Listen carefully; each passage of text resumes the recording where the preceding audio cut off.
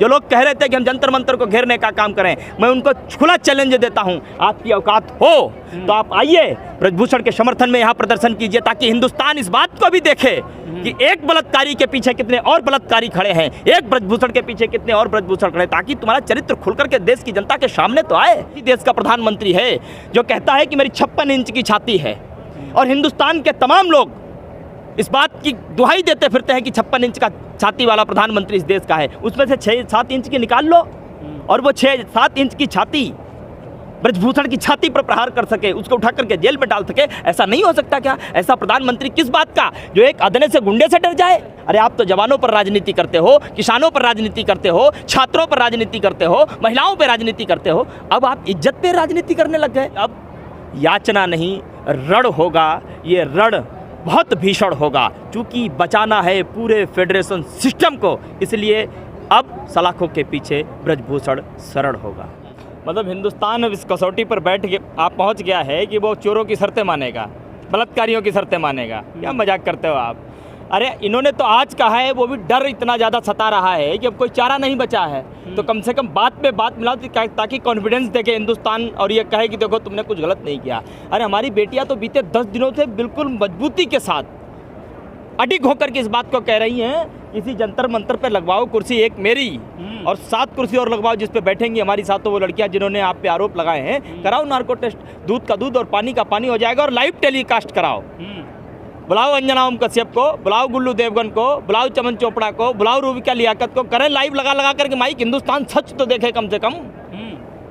हिंदुस्तान को ये तो समझ में आए कि जिस व्यक्ति को बचाने के लिए प्रधानमंत्री ने एड़ी चोटी का जोर लगा दिया, जिस व्यक्ति की दुहाई देते नहीं थकते कि वो निर्दोष है, जिस व्यक्ति के लिए बचाव में इस कदर उतर गए कि इन बेटियों के पक्ष में आज तक एक ट्वीट नहीं कर पाए, ये सारी सच्चाई हिंदुस्तान के सामने निकल करके आनी तो चाहिए कम से कम।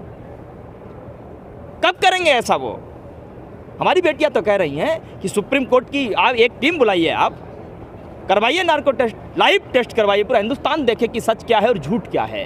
आप एक बात बहुत अच्छी तरीके से समझ लीजिए, जो बेटियां विदेशी सरजमी पर तमाम पहलवानों को धूल चटा करके हिंदुस्तान को चमचमाते हुए मेडल दिला सकती हैं, हिंदुस्तान का मस्तक गर्व से ऊंचा कर सकती हैं, तिरंगे को बड़ी शान से विदेशी सरजमी पर लहरा सकती है, पूरी दुनिया में हिंदुस्तान के अखाड़ों की महक को महका सकती है, वो हिंदुस्तान से झूठ नहीं बोल सकती, हिंदुस्तान की जनता से झूठ नहीं बोल सकती।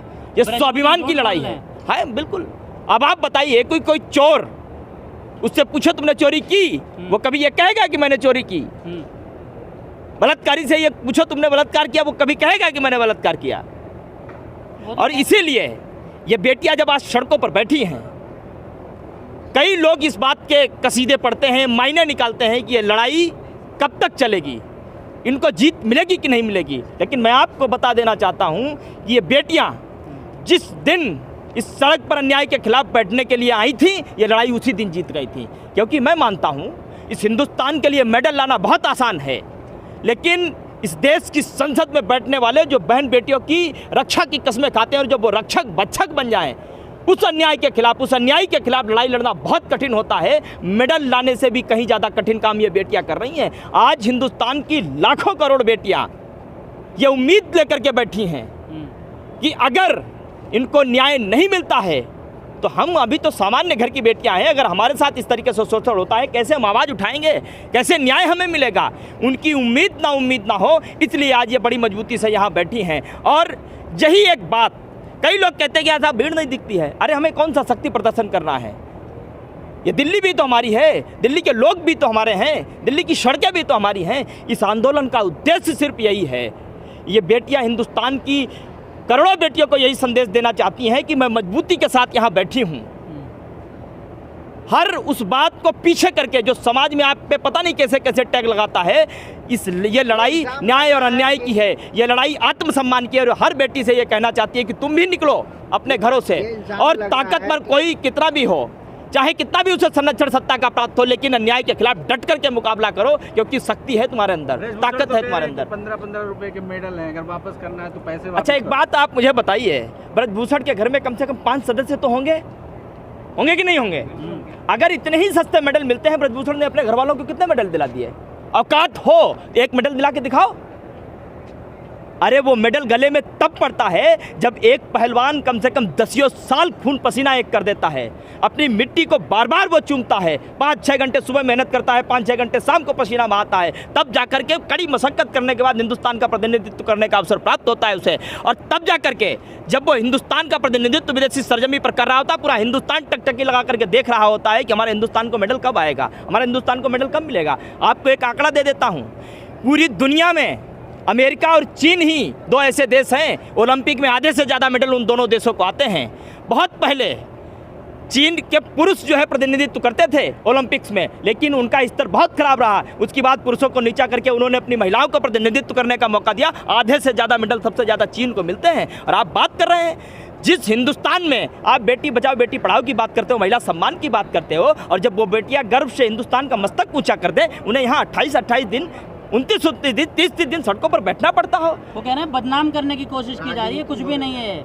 देखिए जितनी मजबूती से आप बैठे हैं, इतनी मजबूती से वो भी जवाब दे रहे हैं। इस हिंदुस्तान में यही दुर्भाग्य है हमारे देश का, जिसके ऊपर यौन शोषण के आरोप हैं, यौन उत्पीड़न के आरोप हैं, जिसपे पॉस्को एक्ट लगा है, 38 से ज़्यादा संगीन धाराओं में मुकदमे दर्ज हो चुके हों, जिसपे टाडा एक्ट लगी हो, जिसपे टेररिस्ट एक्टिविटीज़ में जो तिहाड़ जेल होकर के आया हो, 302 की खुद गवाही जो देता हो, यूपी गैंगस्टर एक्ट जिस पे लग चुकी हो, गुंडा एक्ट जिस पे लग चुकी हो, आर्म्स एक्ट जिस पे लग चुकी हो, वो समाज सेवी तो नहीं हो सकता, वो मनुष्यता का प्रतीक तो नहीं हो सकता, वो वैमनस्यता का प्रतीक होता है, वो राक्षस का प्रतीक होता है, दुराचारी का प्रतीक होता है, वो सामान्य मानवता का संदेश तो नहीं दे सकता। और दूसरी बात, क्या हमारे हिंदुस्तान की डेमोक्रेसी में, क्या हमारे हिंदुस्तान के लोकतंत्र में ऐसा कोई विधान नहीं बचा कि जिसके ऊपर पॉक्सो एक्ट लग चुकी हो उसे उठा करके जेल में डाला जाए? और तो और मैं आपकी बात को रोक करके एक बात बहुत स्पष्टता से कहना चाहता हूँ, इसी वोट का कैलकुलेशन करें बैठ करके कि इसको अगर हमने छेड़ा तो कहीं हमको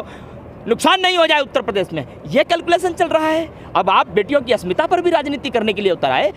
शर्म आनी चाहिए इस देश के लोकतंत्र को, इस देश के लोकतंत्र चलाने वालों को, और खासकर नरेंद्र मोदी को। विनेश फोगाट द्वारा क्या कहेंगे? वीर सावरकर का जन्मदिन है 28 जून, और उसी दिन जो नए संसद भवन का उद्घाटन भी होना है, महिला पंचायत भी होना है। देखिए, जब हमारा देश गुलामी की बेड़ियों में जकड़ा था, इस हिंदुस्तान को आज़ाद कराने के लिए तमाम ऐसे हमारे नौनिहाल जो फांसी का फंदा चूम गए, छाती छलनी करवा ली, रक्त की एक एक बूंद इस धरती पर उन्होंने बहा दी, लेकिन हिंदुस्तान को गुलामी से जो है आज़ादी की ओर लेकर के आए। हम स्वतंत्रता संग्राम सेनानी हमारे जो हैं, हम उनकी पूजा करने वाले हैं। तमाम वो लोग जिन्होंने देश के लिए दलाली की, अंग्रेजों के साथ रह करके जो है देश के प्रति वफादार ना होकर के देश के गद्दारी की, देश के खिलाफ खड़े रहे, देश का खा करके नमक हरामी करते रहे, ऐसे लोगों की तो हम नहीं मनाते। ऐसे लोगों की जन्मतिथि पुण्यतिथि वही मना सकते हैं जो आज भी देश के खिलाफ काम करने की मंशा रखते हैं या फिर कर भी रहे हैं। और इस बात में कोई कहने में मुझे गुरेज नहीं है कि वर्तमान सत्ता पर बैठे हुए लोग वही हैं जो कभी अंग्रेजों के साथ रहकर इस हिंदुस्तान के खिलाफ खड़े थे, उनसे तनख्वाह लेते थे, हिंदुस्तान की दलाली करते थे, अंग्रेजों की दलाली करते थे, और हिंदुस्तान की जो बुनियादी ढांचा था, बुनियादी संस्कृति थी, उस पर चोट करने का काम करते थे। आज वही अंग्रेज प्रधानमंत्री से ऑटोग्राफ मांग रहे हैं, अमेरिका के राष्ट्रपति ऑटोग्राफ मांग रहे हैं। हमने कहीं एक कहावत सुनी थी, चोर चोर मौसेरे भाई, तो इसमें कोई बहुत बड़ी बात नहीं है। इस बात को आपको समझ जाना चाहिए बहुत आसानी से। कल इंडिया गेट का क्या प्लान है? देखिए, कल 23 तारीख है, शाम को 5 बजे हमने कैंडल मार्च निकालने का आह्वान पूरी देश की जनता से किया है, और उस कैंडल मार्च में 70% से ज़्यादा महिलाएं नेतृत्व कर रही होंगी। बहुत विशाल मार्च वो निकलने वाला है, बहुत शांतिपूर्वक होगा, अहिंसात्मक तरीके से होगा, और देश की जनता का ध्यान खींचना ही उस कैंडल मार्च का उद्देश्य है, ताकि ये देश की जनता देखे कि जिस देश का प्रधानमंत्री हरियाणा के पानीपत शहर से ही बेटी बचाओ बेटी पढ़ाओ के अभियान की शुरुआत करता हो, और उसी प्रदेश की बेटियां जब देश का प्रतिनिधित्व करती हैं, देश का मान सम्मान बढ़ाती हैं, देश का गौरव बढ़ाती हैं, और वो अपने आत्मसम्मान के लिए जब सड़कों पर बैठ करके संघर्ष करती हों, तो ये देश के लिए अच्छी बात नहीं है। आखिर किस ओर लेकर के जाया जा रहा है इस देश को? ये वो देश है जहाँ नारी अस्य समाजस्य, कई ऋषियों मुनियों ने कहा, अर्थात नारी समाज का आधार होती है, लेकिन यहाँ तो नारी समाज का निराधार कर दी गई पूरी तरीके से, उसका कोई वर्चस्व नहीं बचा, कोई अस्तित्व नहीं बचा।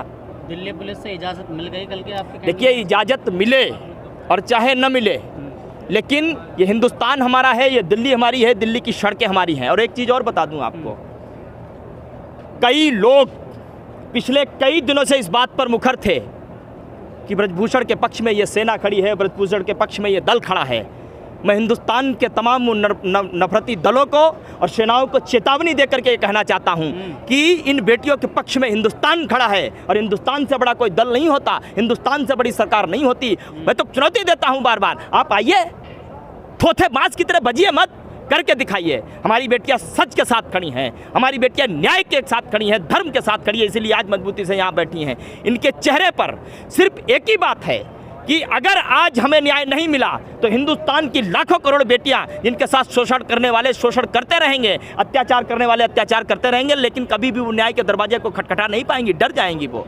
कल कितने लोगों की तादाद पहुंच रही है इंडिया गेट? देखिए, मैंने पूरे हिंदुस्तान से आह्वान किया है।